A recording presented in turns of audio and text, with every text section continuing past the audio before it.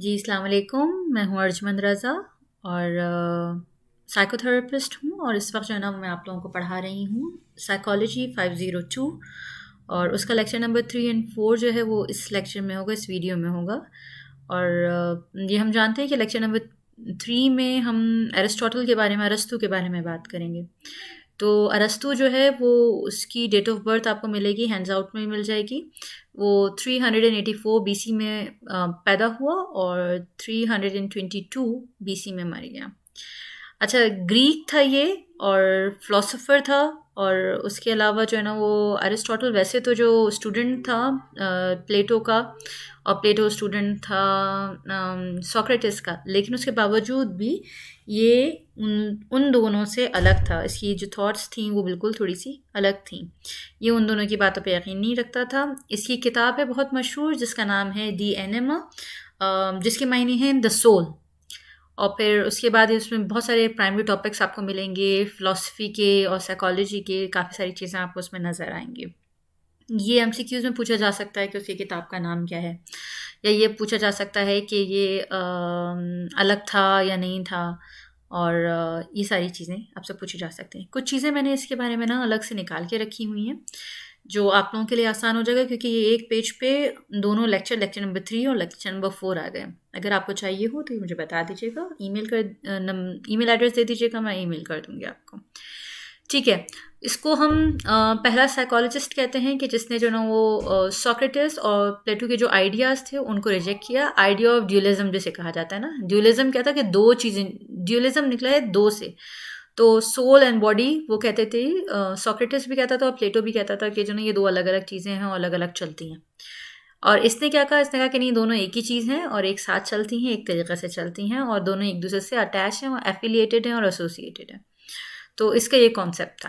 अच्छा, दूसरी चीज़, human associate with others by similarities, contiguity and contrast. इसने ये चीज़ें ये कॉन्सेप्ट पेश किया था, जिसमें इसने एक्सप्लेन किया था कि हम जो है ना वो दूसरों से एसोसिएट होते हैं, या किसी भी चीज़ को, किसी भी थॉट को किसी भी और चीज़ से एसोसिएट करते हैं सिमिलैरिटी के बेस पे, कि फॉर एग्जांपल ये किससे कितनी ज़्यादा मिलती जुलती है।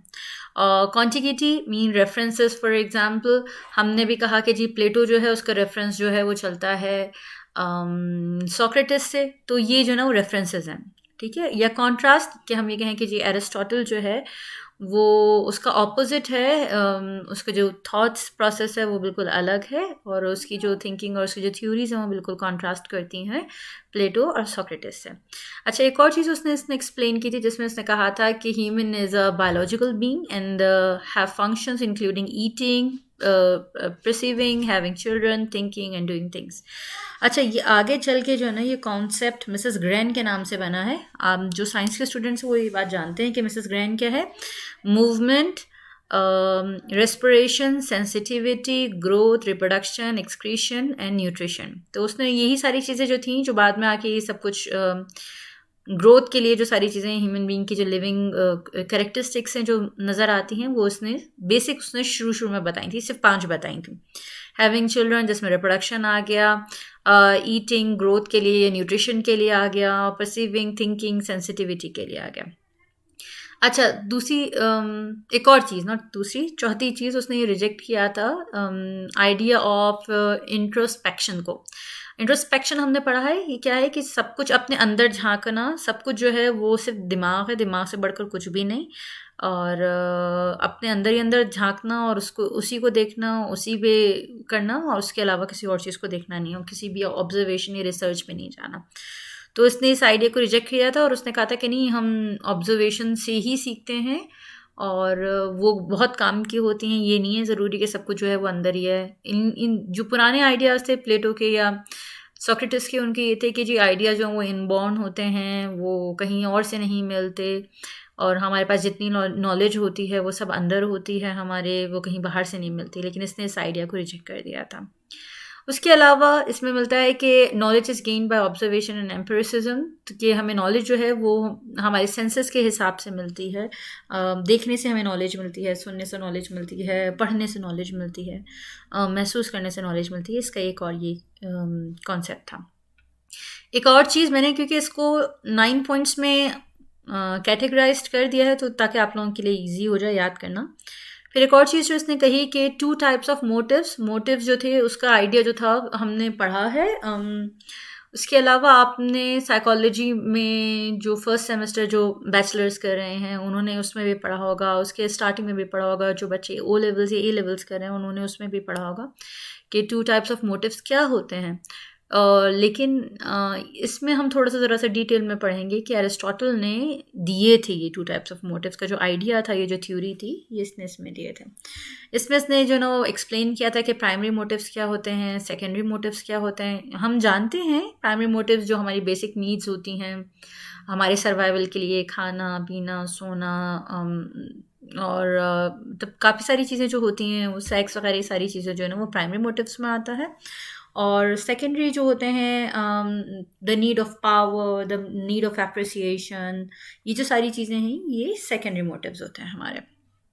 अच्छा, एक और चीज़ जो इसने एक्सप्लेन की थी कि each and every individual is different in various aspects. Individualism का जो कॉन्सेप्ट है वो इसने एक्सप्लेन किया था। फॉर एग्जांपल, मैं स्पोर्ट्स में अगर अच्छी हूँ तो हो सकता है कि मैं पेंटिंग में अच्छी ना हूँ, और अगर मैं पेंटिंग में अच्छी हूँ तो हो सकता है मैं म्यूज़िक में अच्छी ना हूँ, और हो सकता है मैं म्यूज़िक में अच्छी हूँ तो हो सकता है मैं किसी और चीज़ में अच्छी ना हूँ। तो हर बंदा किसी न किसी एक चीज़ में अच्छा होता है, और इंडिविजुअल के अंदर जो डिफरेंसेस होते हैं वो उसने एक्सप्लेन किया। फिर एक और चीज़ इसने एक्सप्लेन की कि अर्ली चाइल्डहुड का जो एक्सपीरियंस होता है वो अब आगे भी आप पढ़ेंगे, इसकी ख़ास टर्मिनोलॉजीज़ होती हैं कि हमारे बैड एक्सपीरियंसेस किस तरीके से हमारे ऊपर असर करते हैं। तो ये अर्ली चाइल्डहुड एक्सपीरियंसेस हैं, और जो ट्रेनिंग्स होती हैं जो बचपन में होती हैं वो आपकी ज़िंदगी पे किस तरीके से असर करती हैं और उसका इम्पैक्ट कैसा होता है। यहाँ तक कि अभी जब हम साइकोथेरेपी कर रहे होते हैं, हम प्रैक्टिस कर रहे होते हैं अपने क्लिनिक में, जब हम किसी भी पेशेंट से सवाल पूछते हैं या किसी क्लाइंट से कुछ पूछते हैं, तो 90% और 95% समटाइम्स ऐसा होता है कि जो उसका बिहेवियर चेंजेस होते हैं या जो गड़बड़ी हुई भी होती हैं उसके पास उसके ऊपर, तो वो उसका रीज़न ये होता है कि उसका जो चाइल्डहुड एक्सपीरियंस होता है वो बहुत ख़राब होता है। और यही मैं अपने सारे स्टूडेंट्स को समझाती भी हूँ कि ये बहुत इंपॉर्टेंट, इसने जो कॉन्सेप्ट दिया था बहुत इंपॉर्टेंट था। अच्छा, फिर उसके बाद एक और कॉन्सेप्ट है जिस कॉन्सेप्ट को हम कहते हैं कॉन्सेप्ट ऑफ कैथारसिस। कैथारसिस क्या है? Catharsis basically sudden release of emotions है by a person when he sees, hear और फील समथिंग। फॉर एग्जाम्पल, अगर मैं कोई मूवी देख रही हूँ और उस मूवी के बाद मैं इमोशनल हो जाऊँ, मैं रोना धोना शुरू कर दूँ। फॉर एग्जाम्पल, बागबान देख रही हूँ, कुछ इस तरीके से देख रही हूँ, रोना धोना शुरू कर दूँ, या औलाद ड्रामा देख रही हूँ तो मैं रोना धोना शुरू कर दूँ, तो ये जो कॉन्सेप्ट है, ये जो सडन रिलीज ऑफ इमोशंस है, दिस इज़ कॉल्ड कैथारसिस। अच्छा, अब हम हैंड्स आउट को भी देख लेते हैं, इतना ज़्यादा कुछ नहीं है। यही सारी चीज़ें आपको इसमें भी मिलेंगी कि एरिस्टोटल के बारे में, और फिर सिमिलैरिटी क्या है। जो सिमिलैरिटी बिल्कुल जिस तरह का वर्ड है उसके मायने बिल्कुल सिंपल से वही वैसे ही है कि हम किसी भी दो चीज़ों को, दो इवेंट्स को जो है ना उसकी सिमिलैरिटी के बेसिस पे जो है ना वो विटनेस करता है। अच्छा, कॉन्टिग्यूटी क्या है? ये सारी चीज़ें जो ना वो कॉन्टिग्यूटी, और फिर उसके बाद कॉन्ट्रास्ट में फिर हमने ये सारी चीज़ें हमने पढ़ ली हैं, eating, perceiving, having children, thinking and doing things.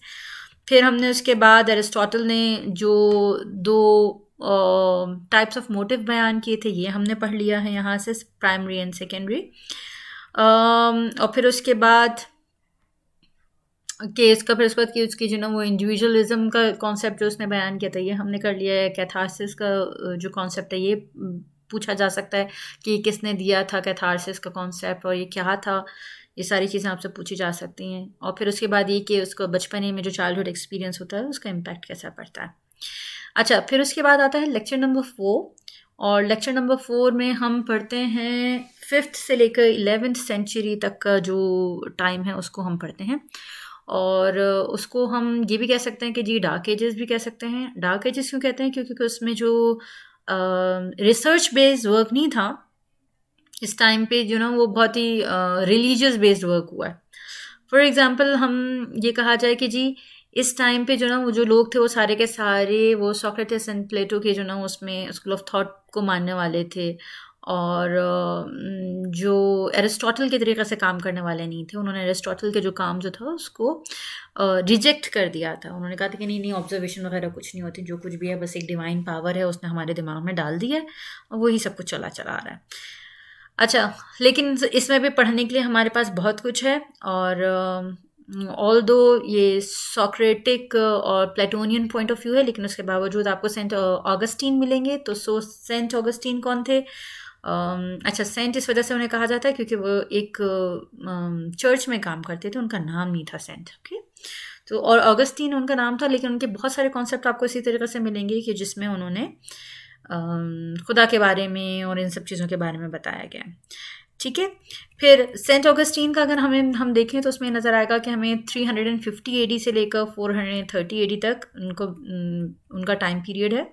और उनको हम सेंट ऑगस्टीन को फर्स्ट इंट्रोस्पेक्टिव साइकोलॉजिस्ट भी कहते हैं। अगर कोई आपसे पूछे, ये एमसीक्यूज में आ सकता है कि फर्स्ट इंट्रोस्पेक्टिव साइकोलॉजिस्ट कौन थे, तो आपको पता होना चाहिए कि सेंट ऑगस्टीन थे।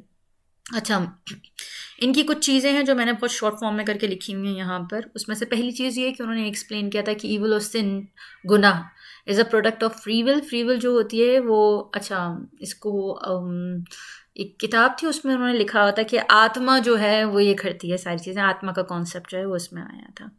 अच्छा, दूसरी चीज़ जो है वो इसमें उन्होंने कहा कि प्राइड, गुरूर, तकब्बुर, जो भी आप समझे, is a cardinal sin which is also the cause of many other evils the person indulges इन।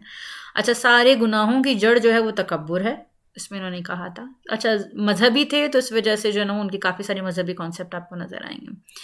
दूसरी चीज़ ये कि आपको इसमें नज़र आएगी कि उन्होंने कहा कि universe contains two basic principle, the principle of light and goodness and the principle of darkness and evil. अच्छा, दुनिया जो है वो दो बेसिक प्रिंसिपल पे चलती है। जो अच्छाई है उसको उन्होंने लाइट का से मुतशाबिह दिया है, और जो बुराई है उसको उन्होंने आप कहा है कि जी ये डार्कनेस है। अच्छा, फिर उसके बाद उन्होंने कहा था कि हम इंट्रोस्पेक्शन के बारे में पढ़े जा रहे हैं, लेकिन उन्होंने कहा था ये किस तरीके से कर सकते हैं इंट्रोस्पेक्शन? Bye reflection. अच्छा, हम रिफ्लेक्शन किस तरीके से कर सकते हैं? By looking and understanding ideas and finding the solution of ideas through the association of ideas with in the mind. जो आपके दिमाग में आइडियाज़ हैं और अपने अंदर झांकने से हम इंट्रोस्पेक्शन कर सकते हैं और उसको चेंज भी कर सकते हैं। ये एक इन्होंने एक नई चीज़ दी थी। बाकी तो सारी चीज़ें आपको, दो चीज़ें आपको जो है ना वो मजहबी मिलेंगी और तीन चीज़ें आपको दुनियावी मिलेंगी, साइकोलॉजिकल उसमें मिलेंगी पॉइंट ऑफ व्यू से। अच्छा, एक और चीज़ उन्होंने एक्सप्लेन की, उसमें उन्होंने एक्सप्लेन किया कि consciousness flow constantly in the form of stream and it is up to us how we look into the stream to get ideas and generate solution to our problems.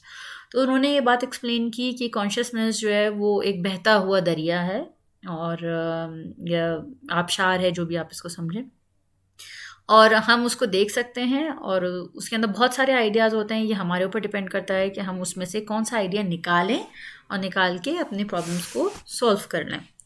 अच्छा, फिर उसके बाद आता है, यही बात आपको इसमें भी नज़र आएगी, मैं आपको दिखा देती हूँ कि इसमें उन्होंने ये पूछा है, ये मेन चीज़ें आपको मैं एक्सप्लेन कर रही हूँ। अच्छा, बाद में जो आपको नज़र आएगा कि यही आइडिया जो ना स्ट्रीम का जो आइडिया था वो उसके बाद दोबारा यूज़ किया गया। किन किन साइकोलॉजिस्ट ने यूज़ किया? वुंड ने और फिर टिचनर ने। वुंड और टिचनर जो थे, ये दोनों जो है ना वो स्ट्रक्चरलिज्म स्कूल के जो थे वो मानने वाले थे। तो आपको ये सारी चीज़ें बाद में भी पढ़ने को मिलेंगी। अच्छा, फिर उसके बाद एक और आते हैं जिनको हम कहते हैं एविसीना, और उर्दू में इनको अबूसीना भी कहा जाता है। 980 से लेकर 1037 एडी में तक रहे हैं ये, और ये बहुत बड़े फिजिशियन थे और साइकोलॉजिस्ट भी थे।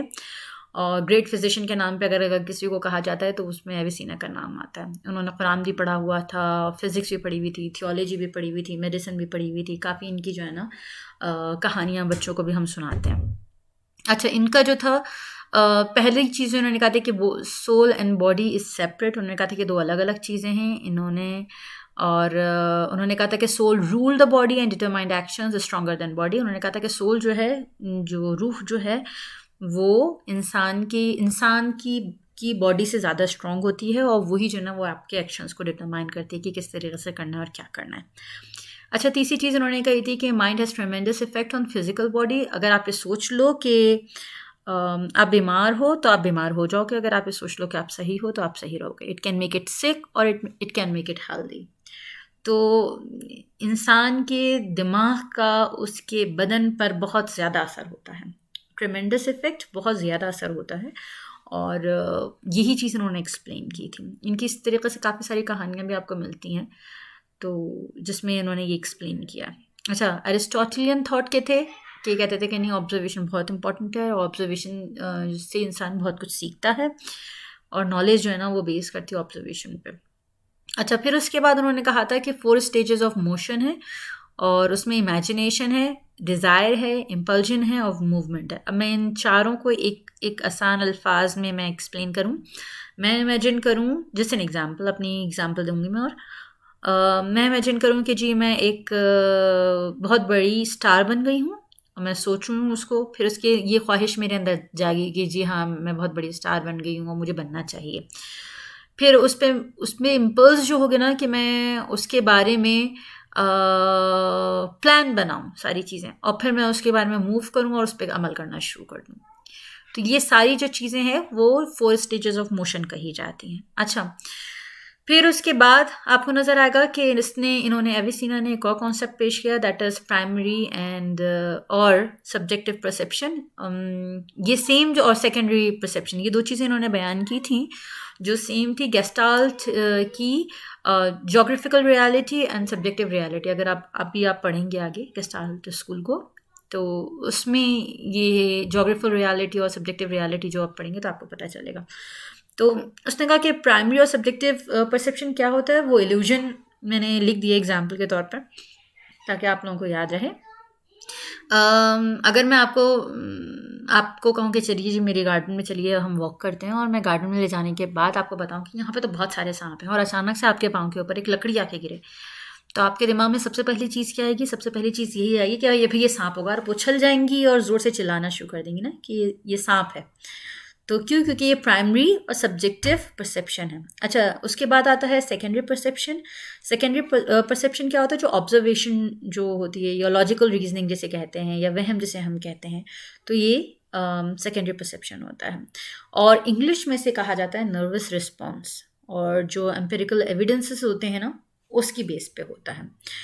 ठीक है, तो ये एविसीना के बारे में हम देख लेते हैं दोबारा से एक दफ़ा और, कि ये एरिस्टोटल के स्कूल ऑफ थॉट से के मानने वाले थे, और इन्होंने ये इमेजिनेशन, डिज़ायर, इम्पल्जन और मूवमेंट का कॉन्सेप्ट दिया। उसके अलावा इन्होंने प्राइमरी परसेप्शन के बारे में बताया, और उन्होंने एग्जाम्पल दी, और फिर उसके बाद उन्होंने सेकेंडरी परसेप्शन के बारे में बताया। और ये सेम चीज़ है गेस्टाल्ट स्कूल की, और जोग्राफिकल रियलिटी और सब्जेक्टिव रियलिटी के बारे में। तो उन्होंने कहा कि नर्वस रिस्पॉन्स क्या होता है, वहम, और जो हम कहते थे ना कि ये वहम का इलाज कुछ नहीं है, ये सब चीज़ें इन्होंने एक्सप्लेन की। आई होप आपको मेरा लेक्चर अच्छा लगा होगा, और आपका टाइम बहुत ज़्यादा बच गया होगा, क्योंकि 2 घंटों को मैंने बहुत आसानी से एक पेज के अंदर मुकम्मल कर दिया।